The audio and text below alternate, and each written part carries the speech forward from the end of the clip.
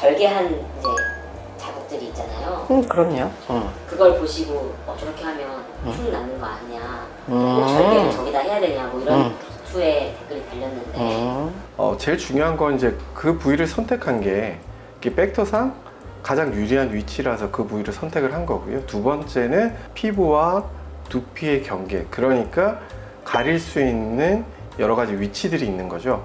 제일 중요한 머리카락이 있을 것이고, 그 환자분 저기 사진을 보셔도 아시겠지만 기본적으로 머리카락이 가려지고 시간이 지났을 때 흉터가 성숙되고 색깔이 빠지면서 눈에 조금 덜 띄게 되었을 때는 오히려 머리카락 때문에 거의 완벽하게 가려지는 위치가 되기 때문에 가리려고 선택했던 것도 있지만 벡터상 모양을 만드는 데 있어서 가장 유리한 위치라서 저기 선택했던 이유가 있습니다. 우선 원칙은 환자분의 얼굴의 형태가 결정을 하게 되는 것이고요. 환자분들께서 이 부분은 절대 피하고 싶다라고 하면 가능한 저도 이제 그쪽 부위를 피하려고는 하죠. 하지만 환자분이 원하시는 모양, 그리고 제가 원하는 모양이 반드시 여기가 필요하다라고 생각이 될 때는 환자분을 그냥 설득해서 하는 경우가 좀 더 많습니다.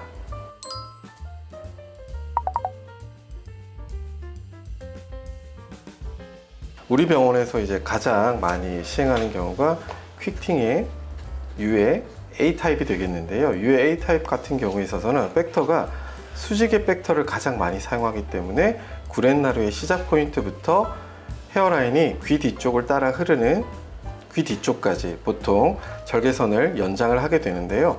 3cm부터 길게는 한 5cm 정도까지 길이가 형성이 된다라고 생각하시면 좋을 것 같습니다. 이쪽 심부 위치죠. 심부 위치라든지 아니면 팔자 위치에 이제 주름까지 좀 더 이제 많은 효과를 보고 싶을 때는 Q의 B타입이라는 방법을 사용을 하게 되는데요. B타입의 경우에 있어서는 수직의 벡터와 더불어서 45도, 그리고 30도, 그리고 15도까지 여러 가지 벡터를 쓰기 때문에 아무래도 UA A타입에서 좀 더 확장이 되어서 구렛나루에서 평행한 방향으로 이동을 해서 구렛나루는 최대한 손상을 덜 하게 하면서 주름 방향이 얼굴에서 있는 주름 방향과 오히려 역방향으로 가게 되면 이쪽 부분에 있어서는 헤어라인의 손상을 좀 더 적게 주게 되어서 이것을 저희들은 UA B타입의 첫 번째 타입이라고 부르고요.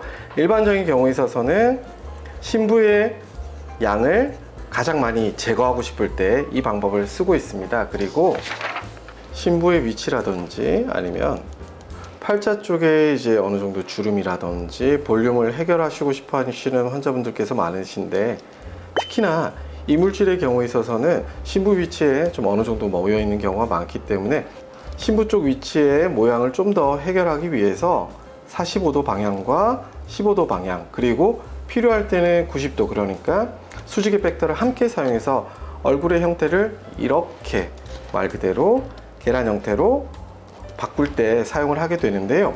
이 경우에 있어서는 구렛나루에서 피부에 우리가 보통 주름 방향이 눈 쪽에서는 동그랗게 가는 경우가 많은데, 오히려 수직 방향으로 절개를 내게 되면 구렛나루에서 모근의 손상을 가장 최소화할 수 있고 끝에 부분에서 오히려 안쪽으로 말려 들어가는 듯한 흉터가 나중에 남게 되기 때문에 최종적으로는 이런 모양이 되게 되어서 나중에 구렛나루를 활용해서 흉터가 거의 보이지 않도록 하게 되는 효과가 있게 되고요. 퀵팅의 UA B타입의 두 번째 경우에 있어서는 팔자 쪽까지 뭔가 문제를 해결하고 싶을 때 제가 선택을 하는 경우가 많은데요. 특히나 이제 이물질 같은 경우에 있어서는 심부 쪽 위치도 그렇지만 팔자 쪽까지 이물질들이 침착이 되어 있고, 그리고 재수술 혹은 수술을 여러 번 하신 경우가 많기 때문에 이 부분을 해결하기 위해서는 벡터를 정말 4가지에서 5가지 이상 사용을 해야 되기 때문에 이런 경우에 있어서는 이런 평행한 방법만으로는 해결이 어려워서 눈꼬리 끝선, 그러니까 리미트를 정해 놓는 거죠. 리미트를 정해 두고 사선으로 따라서 올라가면서 최종적으로는 흉터의 모양이 이렇게 될 수 있도록 만들어서 귀 뒤까지 선을 좀 연장하게 되면 훨씬 더 많은 양의 피부, 그러니까 고정하고 조직을 고정하고 나서 남는 피부의 양을 해결할 수 있기 때문에 가장 좋은 방식이라고 저는 이제 설명드리고 있습니다. 첫 번째 타입을 하든 두 번째 타입을 하든 귀 뒤로는 똑같이 가는 건 공통이잖아요. 뭐 그렇죠. 그쪽은 머리카락이 있는데 그럼 그쪽 머리카락 다 밀고 이렇게 하는 건가요?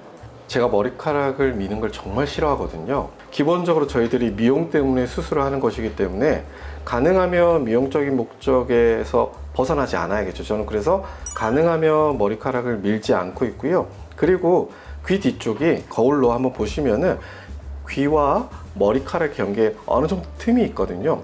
이쪽 부분을 사용해서 머리카락을 거의 손상시키지 않고 안쪽으로 절개를 내기 때문에 머리카락에 손상도 없고 머리를 밀 필요도 없고 환자분들께는 뭐 가장 좋은 최적의 위치라고 설명드릴 수 있겠습니다. 마지막으로는 퀵팅의 유해 C타입이라고 부르는 방법이 있는데요. 사실 근데 이 방법은 거의 저는 이제 잘 쓰지는 않는 방법이고요.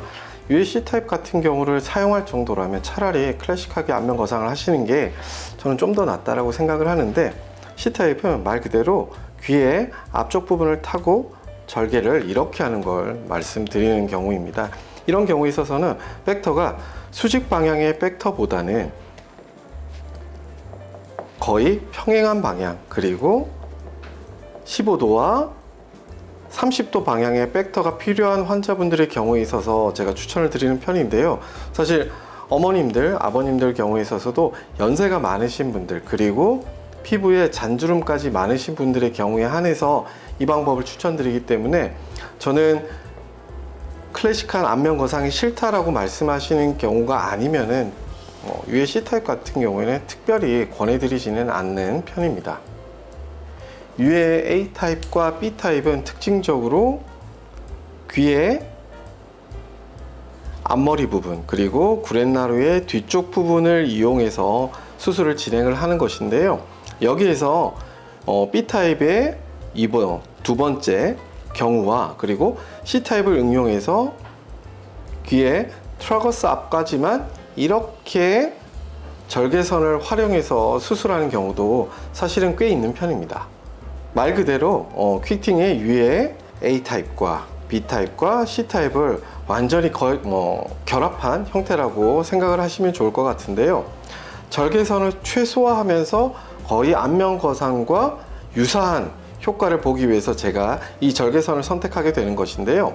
이 트라거스라고 부르는, 트라거스는 기본적으로 이제 우리가 이어폰을 꽂을 때 이제 바깥쪽에 걸리게 되는 귀의 부분을 얘기하게 되는데요. 이 트라거스 아래쪽으로 절개선이 내려가게 되는 경우에 있어서는 흉터에서 이제 아무래도 좀 자유로울 수 없기 때문에 대부분 구렛나루가 어느 정도 가릴 수 있는 트라거스 앞까지는 절개선을 최대한 활용해서 이 부분의 경우에 있어서도 정말 여러 방향의 벡터를 사용하는 환자분들에 있어서, 특히 중안면부가 길고 턱의 끝이 긴 환자분들에게 있어서는 정말 최적화된 절개선이기 때문에 흉터에서도 훨씬 더 유리하시고요.